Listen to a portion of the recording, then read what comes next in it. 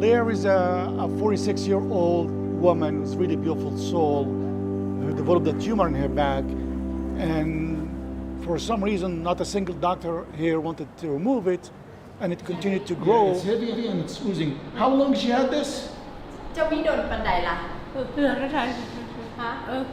อันนั้นหันโดนปันไดจักปีจักปี ที่ใส่ จักปีก่อนนะคะ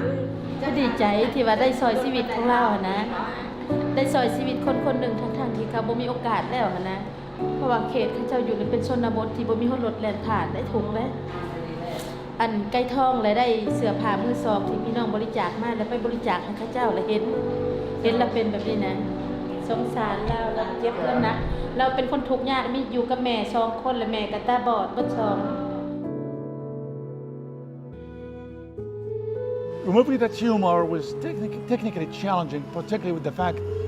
that the base of the tumor was wide. So somehow we needed to be able to move the tumor around. So we had her line her face and we hung the tumor off IV poles. Well, actually, at the end of the operation, she lost around 10 to 12% of her body weight. She had about 18 pounds hanging off her back. So I think she's going to have a new life, and we're very glad about that. ขอบอกขอบใจน้ำที่ท่านหมอแล้วก็ได้เอาใจใส่ดูแลแล้วก็ขอบใจน้ำที่